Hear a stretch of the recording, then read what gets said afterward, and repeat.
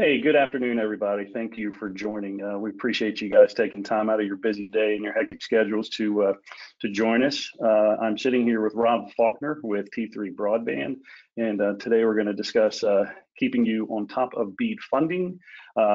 First off, Rob is a Chief Communications Officer with T3 Broadband, over 30 years of experience in the industry.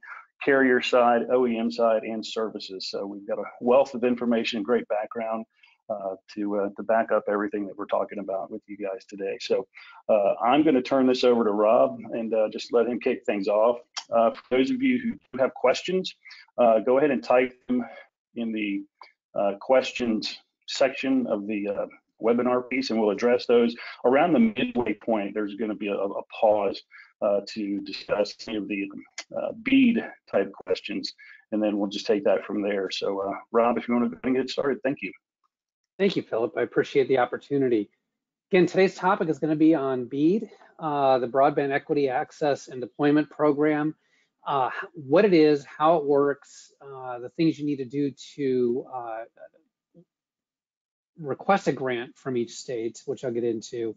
And then at the break, we'll go into some of the things that T3 does around being able to help you assess your network, your costs, and how to serve your constituents with BEAD money to meet the requirements in each state. So with that, I will start and provide first an overview of the BEAD program. I broke this into 4 areas: what the program is, what the goals are, who the stakeholders are, and then the schedule. So first, the BEAD program is a federally funded program, $42.5 billion for new broadband networks. And these networks are managed by the NTIA, which is a peer to the FCC, but it's not quite the same regulatory. It's under the Department of Commerce. And NTIA will work with each of the states individually in their broadband office. One of the requirements to obtain money by each state is that a broadband office has to be in place and has to be approved by the NTIA, which has been done over the past 6 weeks. And I'll talk to the schedule about that later. And the states themselves are what you'll hear the term grant recipient. The grant recipient is, again, the fundamental aspect of what the broadband office does by applying the funds to the subgrantee, who are the actual carriers or organizations requesting funds to go build the networks within each state. One of the other aspects of the BEAD program, besides the $42.5 billion in federal funding, is that it requires at least 25% in matching funds from each of the service providers, again, the subgrantee. Each state may change that to up to 75% for some and others, but for the purpose of this discussion, we're including the 25% matching funds as kind of the baseline discussion point for what we're talking about here. When you add the 25% of the matching funds from each of the carriers that are going to request this and execute to the $42.5 billion, you get a total fund base right now of about $53 billion. And that'll come into play in some other areas. So there's a tremendous amount of money here with which to work.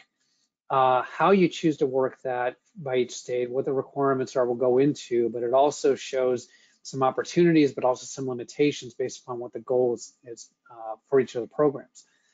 Fundamentally, what each state is supposed to do is provide at least 100 megabit per second download and 20 megabit per second upload, or 120 service, to as many eligible residential broadband serviceable location, basically a house or a multi-dwelling unit, as possible with this fund. So the baseline is cover as many homes as you can with at least 100 down, 20 up service.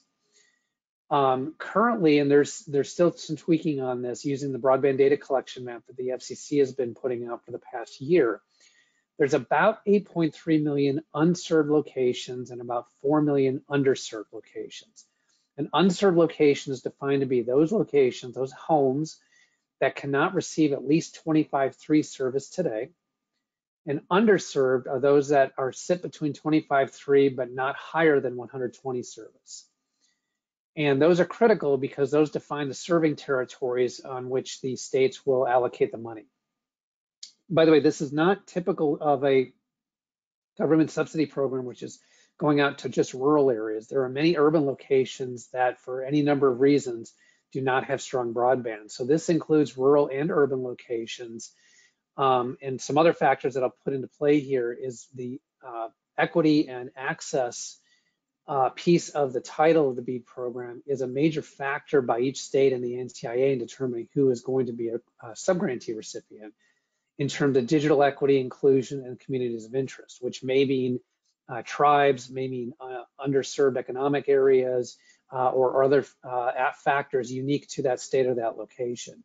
So unlike the RDOF and the CAF programs or the RUS programs put out by USDA with Reconnect, this is much more socially inclusive of the serving areas, not just whether an area is or isn't at 25.3 or 120 service.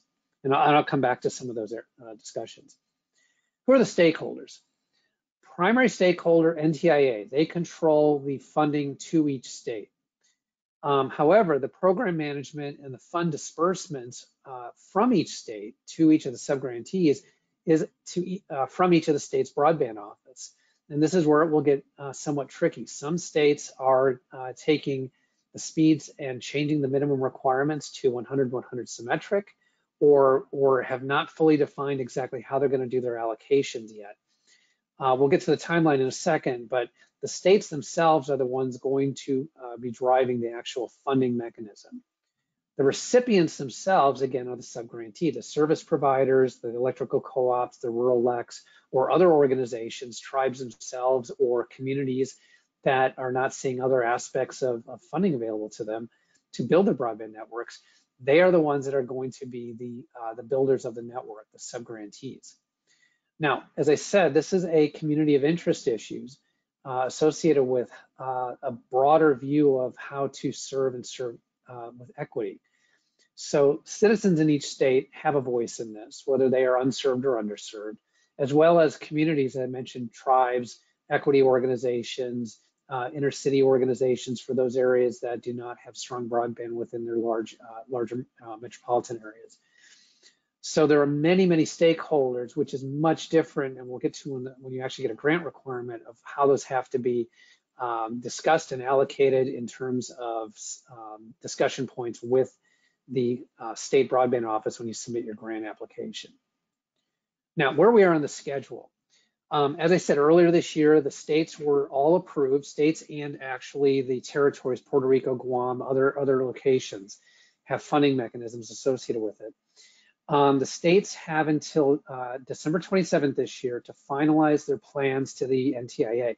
Each of the 50 states and then the territories must submit their plans of how they're going to allocate their money, which has already been decided, and I'll get to that in a few slides, of how they're going to take their money. Each of the states is given about 100 million at a minimum, and then it goes up from there based upon the number of locations that are unserved and underserved based on the BDC map. So there's a lot of work that's being done by the state offices today. Some of you may have been in discussions with them. There's a lot of work across the states to coordinate and understand how they're doing this. Post 12/27 this year, the NTIA, we expect to take 1 to 2 quarters to analyze those applications, make any tweaks, and then late second quarter through the fourth quarter, the states can start accepting grant applications. So sometime this, within June, July of next year, we would expect that the states to start accepting the grant applications. And depending upon the quality of the grants and the speed of deployment that's being put forward in each grant, and or the scale of the amount of locations that have to be covered in each state, those funds may be able to be turned very quickly, or it may take longer. The goal is that from mid-2024, when the funds become available, through the end of 2028 is when the build completions have to be done according to the NTIA. We are hearing some states are pushing a more aggressive schedule, but until it's official, we're still holding to the NTIA's view that all projects have to be complete by 2028. Again, that may vary based upon state and how they're approaching this. Now, what are the grant requirements? Again, this is very different than just typically put an allocation in for RDOF or CAF or Reconnect and say, I'm going to need this much money as a subsidy to build this many locations past or whatever. Based upon a number of previous programs, the NTIA has said we're gonna put a much more upfront effort in analyzing each of the applications by a subgrantee in terms of the quality of the execution, quality of the network, the budgeting, having to make sure the money is already secured before the grant is approved. So at a core, you must document your capabilities across your revenue and marketing plan, basically how you're going to go to market and capture the customers, your network and technology plan, your operating plan, how you can scale your network into new areas or into an existing area and edge out, and then a very strong economic summary and business case. Inclusive with that, you must have a letter of credit for your matching funds in your application. So you must have to have your planning and your network design and your go-to-market design up front before you can get your letter of credit, before you can even submit the grant. So when we talk about the requirements and the planning effort starts now, we're not trying to scare anybody or put forth any sort of doom and gloom in terms of being behind. The requirements for BEAD are so different from previous ones that you really do need to start planning now. And depending upon the scale of your network, it could take 3 months or 6+ months to put all this together. On top of having all of this documented, having your registrations with the relevant federal and state organizations, having financial audits, and your matching funds, those are all very critical to have all coming together at the point that you can submit your application. And when that's done, that's typically put together on the grant basis with an executive summary, a strong project narrative, a certified technical plan saying that, yes, this is how you're going to deploy it, how you're going to operate it, your budget, what it's going to cost to go perform that, and then backup information associated with those costs and estimates that the state can review. And then obviously, if the state, once they get the application, has any feedback or asks you to cure any questions, there has to be a time period to do that, to respond, edit, adjust, requote, or verify a question or anything else. We expect that to take another 1 to 3 months in terms of once it's submitted, the state, depending upon the scale of your application, needed to review that and everything else. Again, BEAD specific grant requirements, the matching funds and letter of credit, absolutely minimum. If you can get 75% matching funds, that's even better. But at a minimum, you've got to show that you actually have a letter of credit pre-approved before you can submit. Audited financials according to the GAAP compliance rules. FCC compliance issues in terms of probably speed tests and things like that. We're expecting them to follow the same compliance as RDOF and CAF and RUS. Any NEPA issues, depending upon where you're building, any tribal areas, a cybersecurity plan, so it's not putting your customers or your network at risk, and any other restrictions on equipment use, including the Buy America, Build America, which is a piece of this, which is requiring heavily US sourced materials. Specific to the Build America, Buy America plan, there is discussion right now that the NTIA is probably going to have a very strong conduit and fiber requirement for this. However, electronics will probably get a waiver just because most networking electronics, optical or otherwise, are not sourced directly in the US. You might have seen some vendors that are starting to build more fiber optic plant in the US, or even optical for PON equipment in the US. We're seeing more of that, but that will not cover all the equipment that's needed to go deploy this. So when you take that 3 to 6 month planning window and then the application and feedback window, you're looking at 4 to 9 months before your money comes in, and then they're going to have the award window. Once the award is granted, there is a compliance reporting function that must be required during the build phase, a final report to the fund administrators as it goes along, and then the post-completion reporting. So there's a lot of other hands-on reporting that both the state and the NTIA are going to require you to do, along with, as I mentioned, very specific award requirements, the Build America, Buy America, Davis-Bacon Act, Affordable Connectivity Program, the ACP, which is the other $22.5 billion that is being used out of the $65 billion fund for this, NEPA, and all the other aspects of capturing and tracking the money. So what solutions does BEAD funding support? Fiber, PON, FTTX, FTTH allowed, absolutely. We expect that fiber optic networks will be the majority of where the funding goes. just because of its higher speed, and it is a kind of an end state for home networks in terms of broadband. Cable and DOCSIS solutions, we expect that to get certainly a large amount of money, just because the cable companies have both fiber networks and DOCSIS networks that they can extend out to some of these areas and are doing that today. The cable companies do not want to cede their franchise territories to other players that are just outside their franchises, so they're going to want to go out and defend that, so they're probably going to be applying for that. But when it comes to alternative technologies outside of terrestrial networks that are fiber or cable-based, fixed wireless is an interesting proposition. The NTIA is allowing licensed spectrum and licensed by rule spectrum, in this case referring specifically to the CBRS spectrum, are applicable for funding. The speeds, we'll talk about this, but you can get those 100 down, 20 up speeds with those networks. However, unlicensed spectrum, which right now is 2.4, 5 gigahertz, and the upcoming 6 gigahertz networks that are going to be allowed, are not applicable for BEAD funding.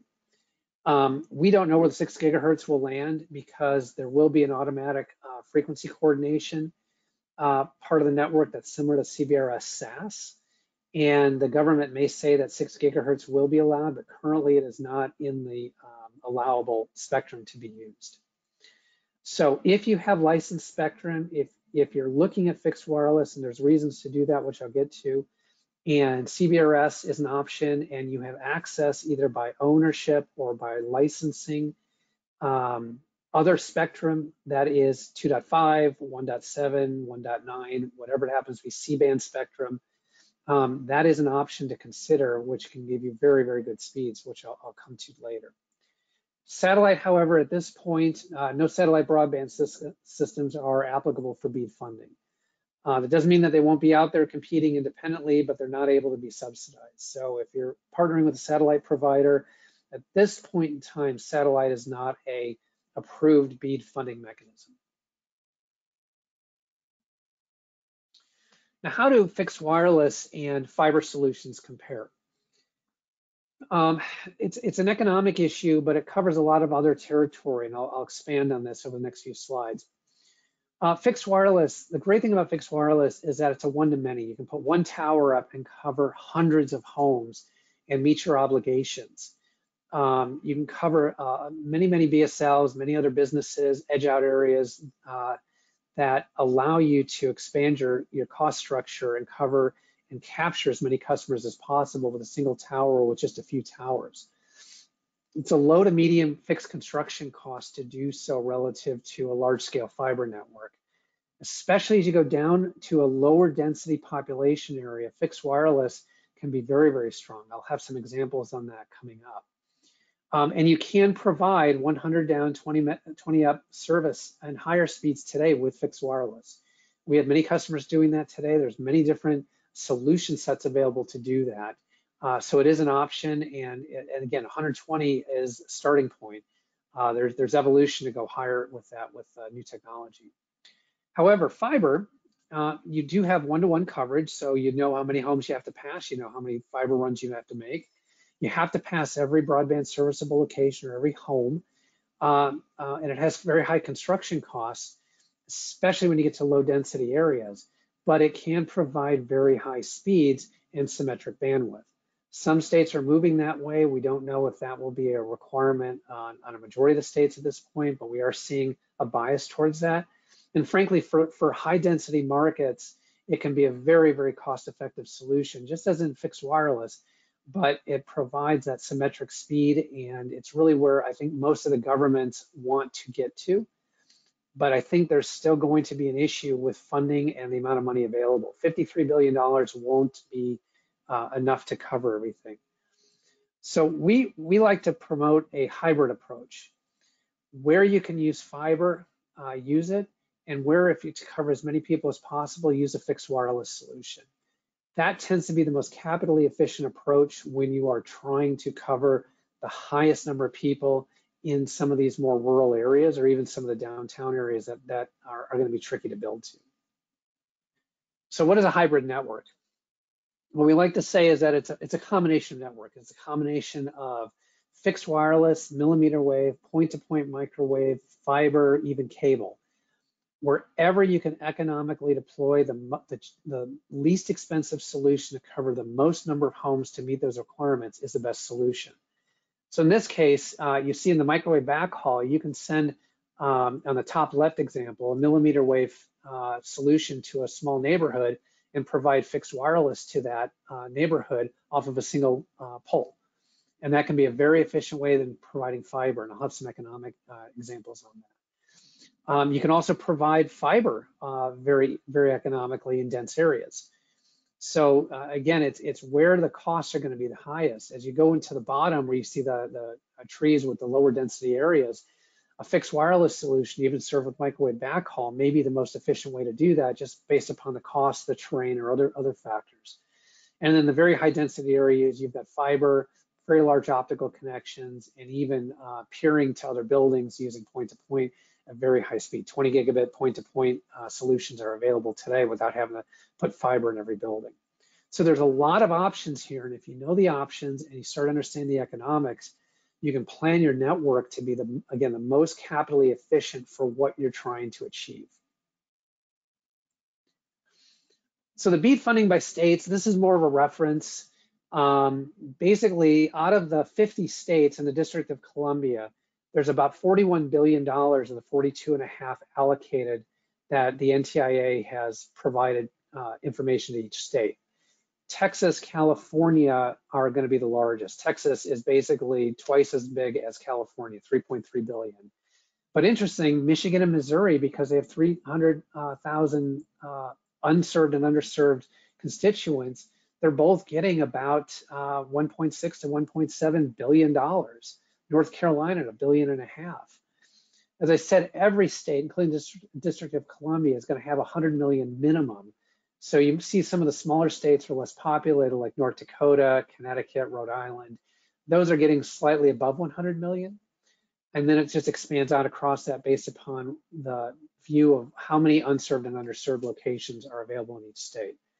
The aspect here is some states are going to be more susceptible to certain types of technologies because the money will only go so far.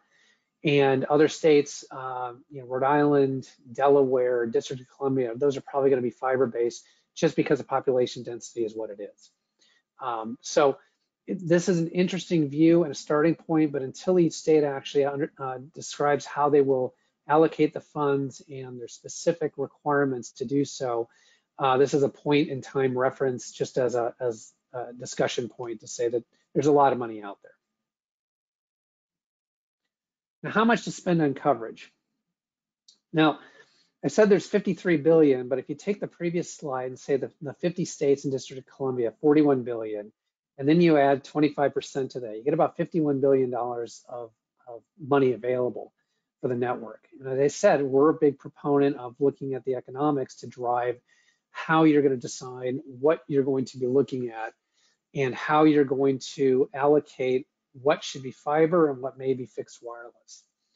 So as a thought experiment, if you take the 8.3 million unserved locations, those areas that don't have 25/3 service or can't get higher than 25/3 service, leaving the other 4 million underserved locations off the table, you would be at about $6,100 per home passed using all $51 billion across the entire country on an average basis. Now, in our previous work that we've done with customers where they have done fiber and DSL construction for exurban, basically the areas between very rural and the suburban areas and rural locations under the CAF2 and RDOF programs, their cost to pass, whether it was copper or with fiber, was between $3,000 and $6,000 per home location per BSL. So $6,100 is already exceeding those numbers, and that's just covering the underserved. Some customers of ours have told us that when they look at the very rural location, again, the customers that are looking at the RDOF or the very, very high cost areas, they're looking at $8,000 to $10,000 per home passed to build. And that basically informs, and some of our customers even last week told us they believe that there's still not enough money with BEAD to cover fiber everywhere in parts of the country that they serve. Again, some of the smaller states I'm not as concerned about. Some of the low density states I'm not as concerned about. For the majority of the country, rural parts where I live in the Midwest, Southwest, even parts of the Northwest, especially in the eastern range of the Cascades, those are going to be very challenging based upon location density and the funding available. So this is another reason why, there's actually another data point that came out. New Mexico and Minnesota last week have stated that they do not believe that they have enough money to provide broadband to every constituent, and they're going back to their state legislatures to add additional funding within the state to put on top of their BEAD allocations. And I think this is just going to be the beginning once the state offices, the broadband offices, understand what their actual budgets look like and the cost to go build networks today. So when you look at a broadband assessment, as I mentioned, you have to look at this from a constituent standpoint, how you're going to go build this, and as much a geography and terrain as just how many homes I need to cover. In rural markets, what you tend to have is some very dense, small areas of localized downtown. Post office may be there, maybe 30 homes, 100 homes, something like that, where you can easily look at building a fiber construction for that efficiently. And then the first few homes outside of that suddenly get very, very expensive. And if you've committed fully to fiber, you're going to be spending a lot more money on a full fiber network to get to those very rural homes than looking at this as a mixed model.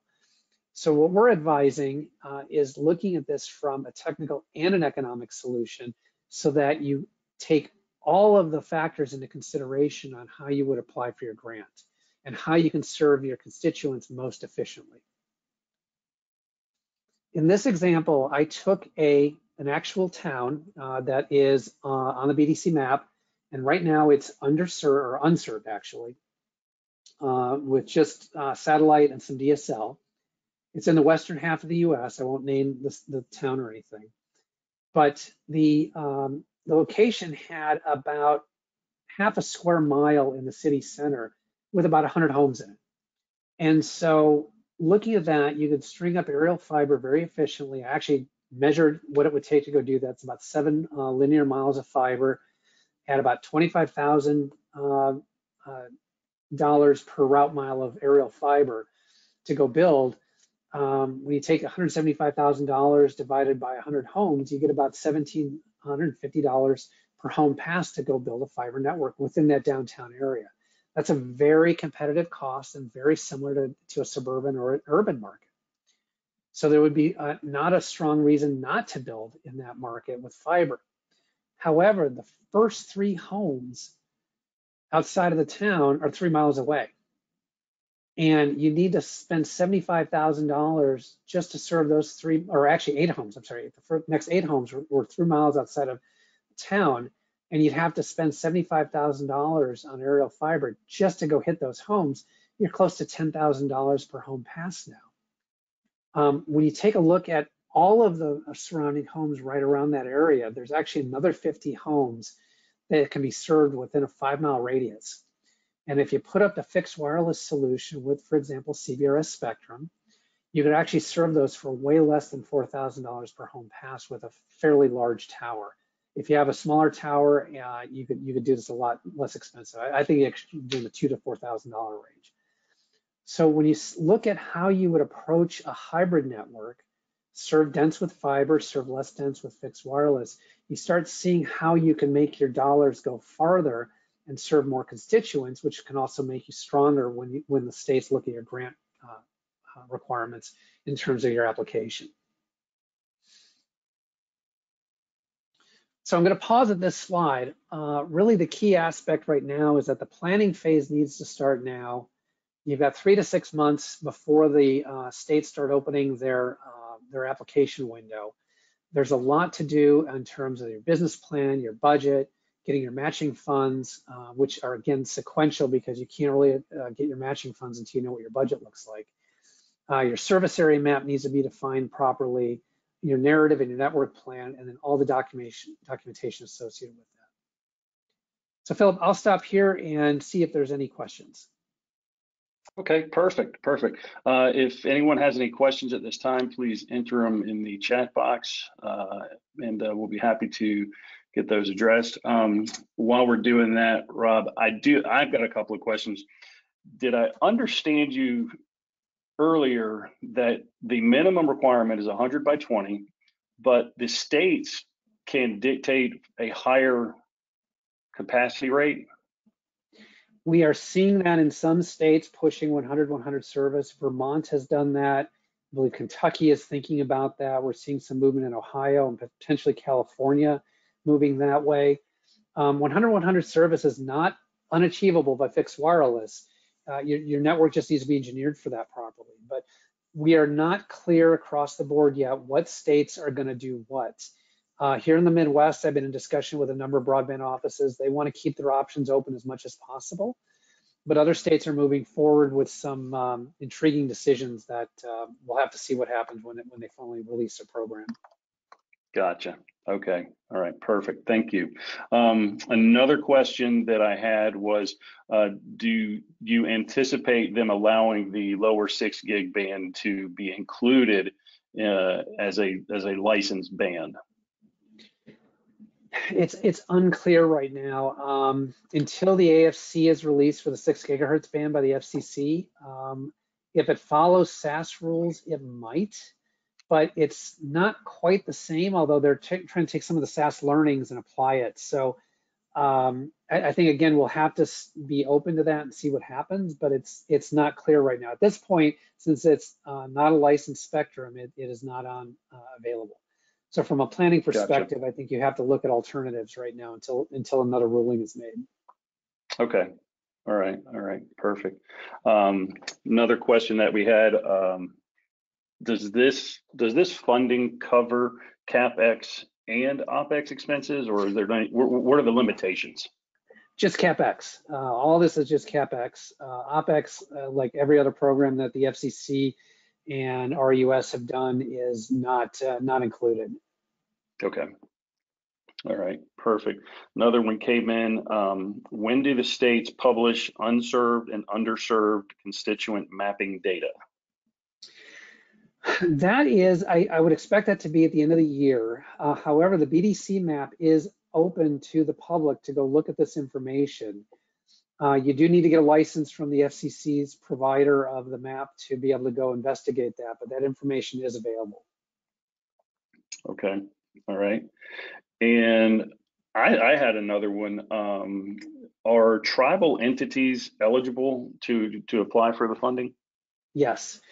The interesting piece of the market that has changed once the CAF2 auction was put in place is that prior to the CAF2 auction, which were the areas that were given back or not served by the CAF2 program, is that the government, the FCC, and now the NTIA stopped requiring you to be a carrier, a licensed carrier, an ILEC or a cable company or something else, a wireless carrier, CLEC.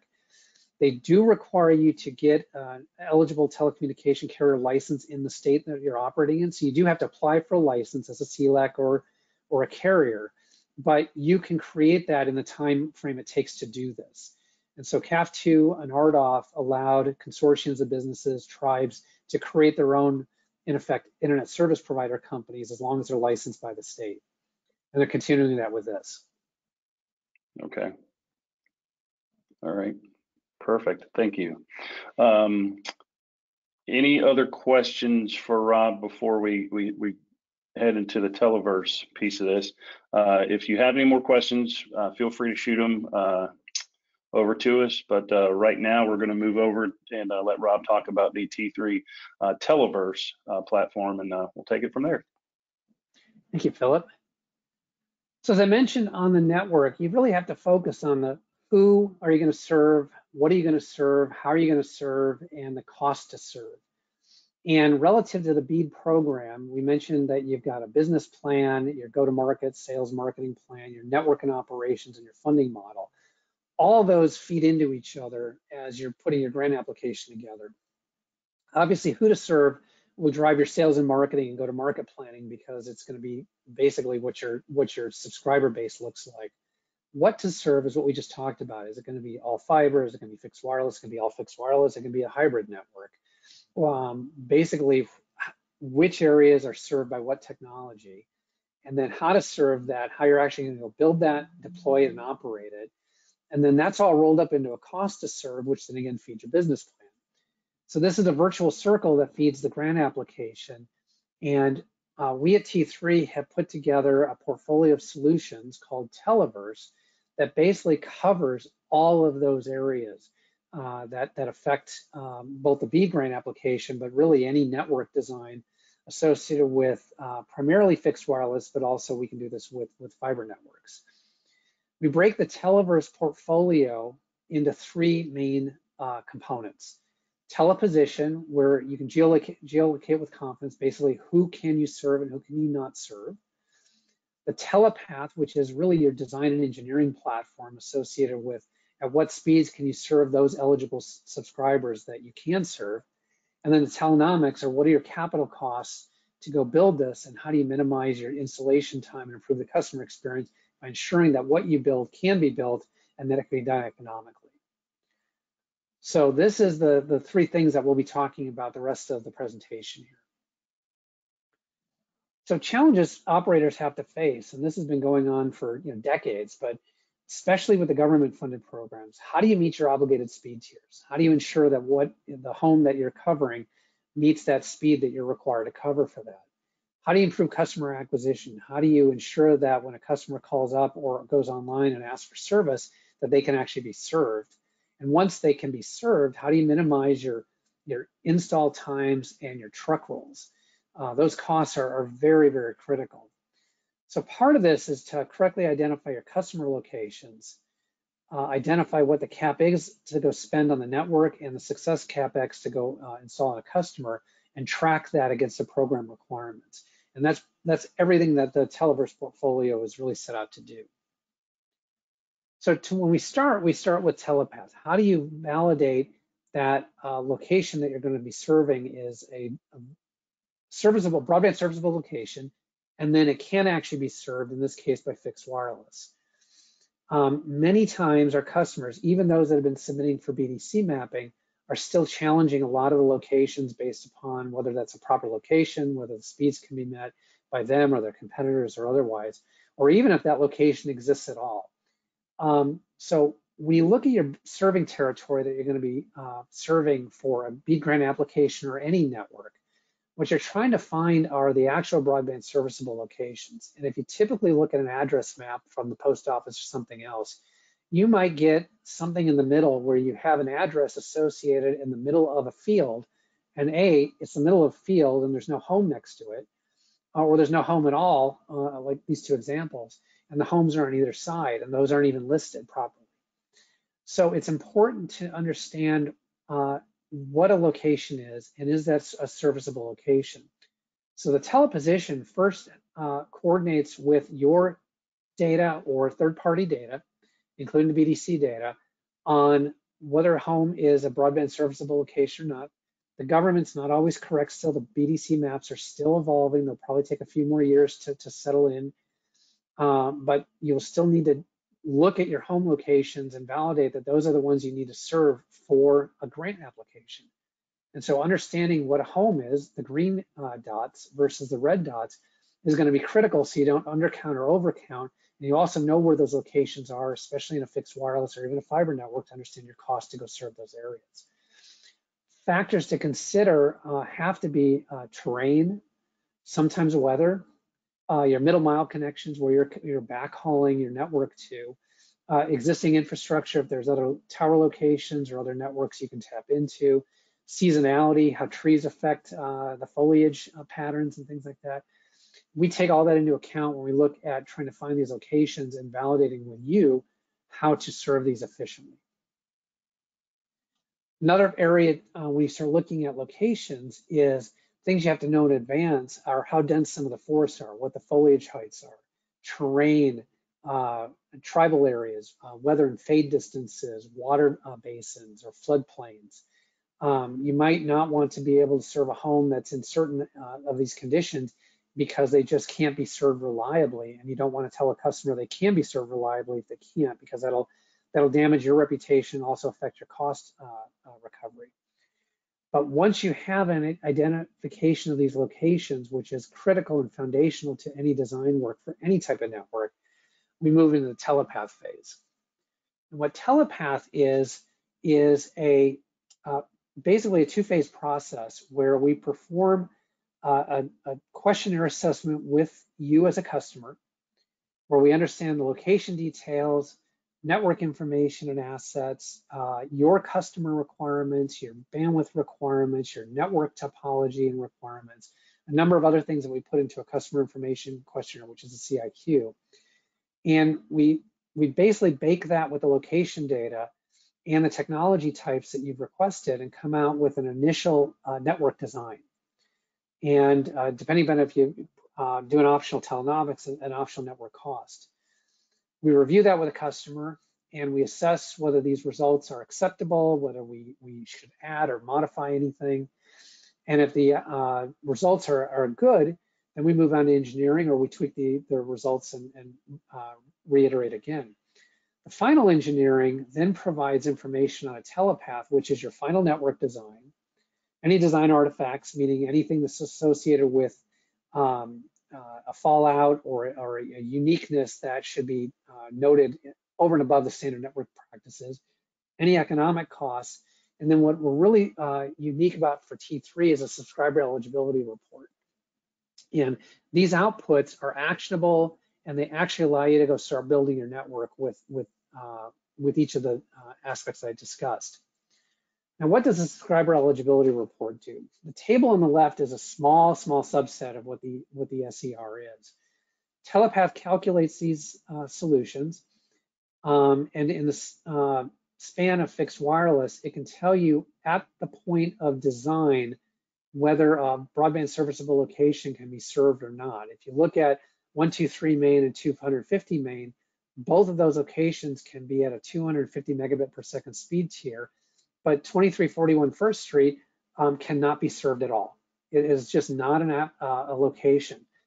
We've had many customers tell us that they have spent hours trying to put up an antenna for a fixed wireless solution at a customer home, and their neighbor able to do that. And they've got an angry customer because they expected service, and then the network can't actually connect to that house, nor should it ever.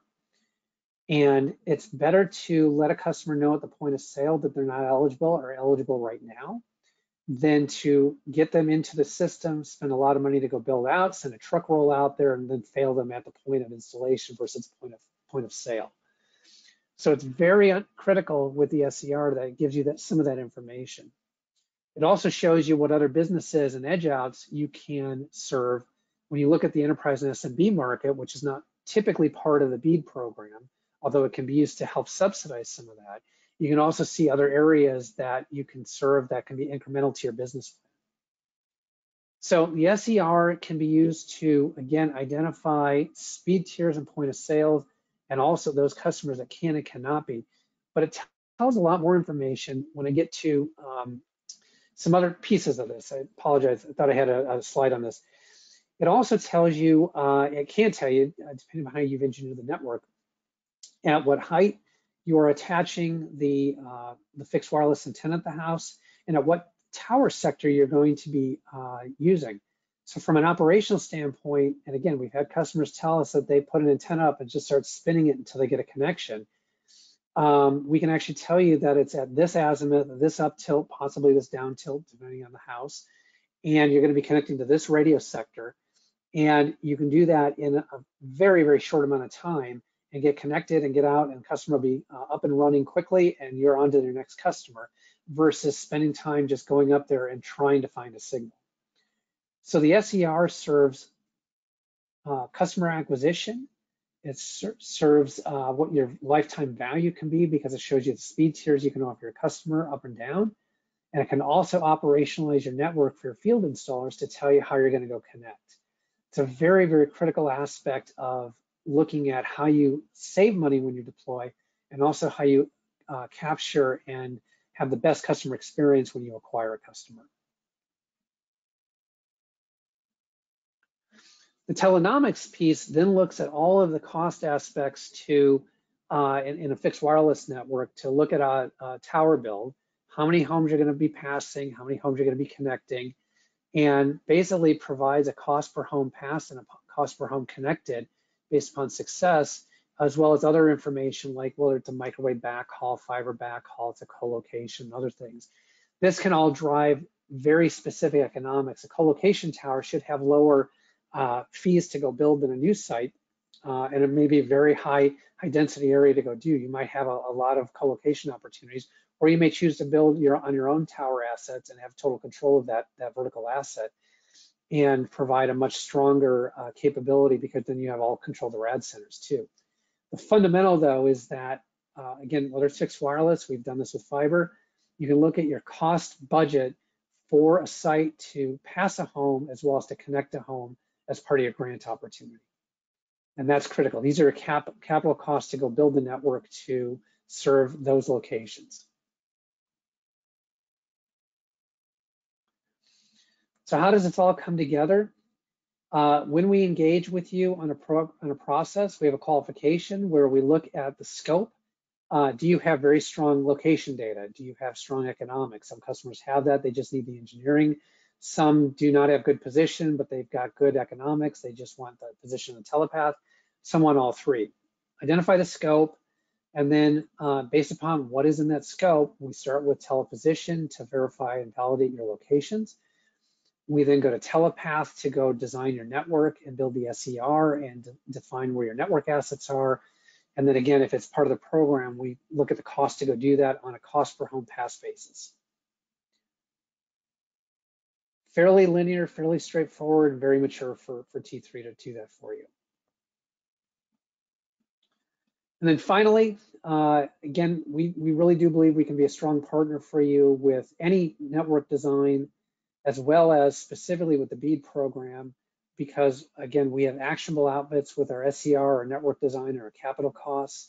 We have extensive RF and fixed wireless covering national contracts, and we've done millions of homes designed for fixed wireless.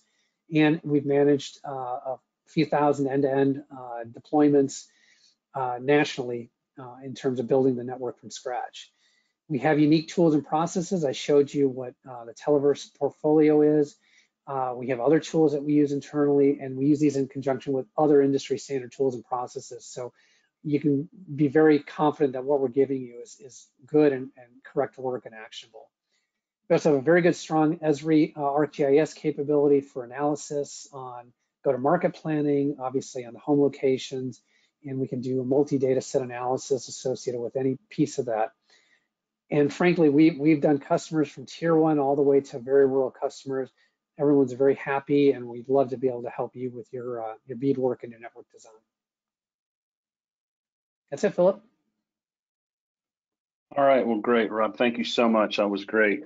If you have any questions, please pop them in the question section of the chat, and we'll get those addressed. I've just got a few quick questions. And Rob, what, in terms of the Televerse product, what separates that between the other tools that are available from other vendors, other manufacturers? Well, first, we're multi-vendor. We're really technology and vendor agnostic. So we can plug in multiple vendors. There's very good tools out there within a vendor community, but they tend to be limited to that vendor. You can't mix and match equipment or solutions associated with that. We don't really care what equipment you use. The results will still stand behind them, and they'll be very, very strong. So that's a piece of it. The other piece is that we can do extensions beyond that if necessary and provide other insights beyond what the standard, I think, vendor tools can do. So we in many cases will advise customers to drop certain sites because it just isn't worth it. Or economically, if you're looking at a tower site that only serves a few homes but acts as a microwave relay that covers hundreds of homes further down the network, we'll advise them that, you know, this isn't a passive network. This is a very critical component here. Don't drop that because you'll lose all these other benefits from it. So we're as much an advisory on this as here are the outputs, go build your network. We really want to stand with you all through the process. Okay, perfect, thank you. And then from a purchasing standpoint, is this purchased like a la carte with, you know, each one, or is it an all-inclusive purchase? All the above. Okay. We have business models that can do all of it. It's all services based. And it is again, we sit down, figure out the scope first, and we can price it according to the scope. Okay. All right. Perfect. Is this good for like a startup operator, existing operators, both? Yep.